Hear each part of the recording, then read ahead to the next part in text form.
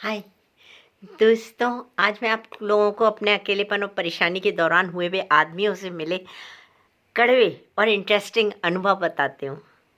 मैं पहले ही कह रही हूँ, मैं सब पुरुषों के लिए नहीं कह रही हूँ मैं अपने अनुभव के आधार पर कह रही हूँ कि अधिकांश पुरुष ऐसे ही होते हैं। मेरे को कई सामाजिक संस्थाओं में जाना पड़ता है और धार्मिक संस्थाओं में भी। कहीं प्रवचन छोटा मोटा हो जाता है और कहीं स्पीच हो जाती है। तो एक सज्जन मेरे पास आए और कहने लगे, आप बहुत अच्छी वक्ता हैं। मेरे साथ जो महिला थी, उन्होंने न जाने क्या सोच के कहा, अरे पर रश्मि बहुत अकेली हैं। मैंने देखा प्रश्नात्मक दृष्टि से, इसका क्या मतलब हुआ। इतनी देर में तो वो जो सज्जन थे, उन्होंने मेरी पीठ पे हाथ फेरना शुरू किया।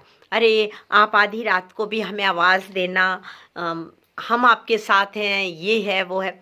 मैं ऐसे ऐसे करके मुश्किल वहाँ से निकल ली। एक उदाहरण है। अधिकांश लोग मुझे ये कहते हैं, अरे रश्मि जी आप चिंता क्यों करती हैं, हम हैं ना, आधी रात को भी आप आवाज़ देना, हम आएंगे। ये आधी रात को आने वाले पुरुष, इन्हें अगर दिन में भी कभी काम पड़ जाए, आप इन्हें कांटेक्ट कीजिए तो 10 बहाने करेंगे।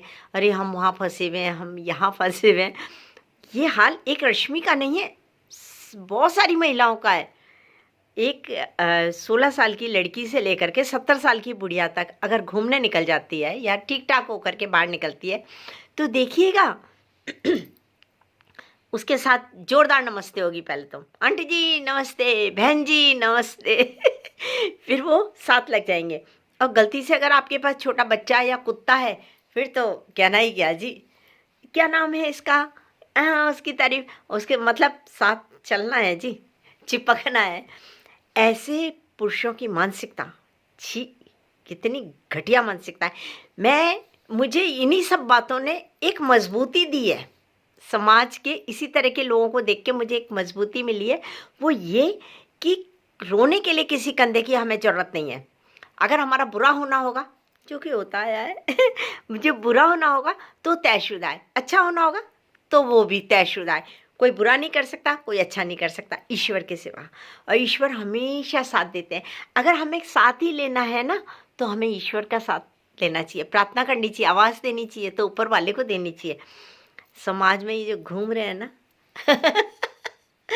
और मैं कितने कड़वे अनुभव बताऊं। मैं हजारों को ब्लॉक कर चुकी हूँ कसम से। 25 साल से लेकर के 37-38 साल तक के लड़के, आप में बहुत अच्छी लगती हैं, ये है वो है, आशिकी। अरे भाई मैं तुम्हारी माँ से बड़ी हूँ। कई बार मैंने डांटा है, तो कहते हैं आप माँ तो नहीं है। मतलब क्या होता जा रहा है हमारे समाज को,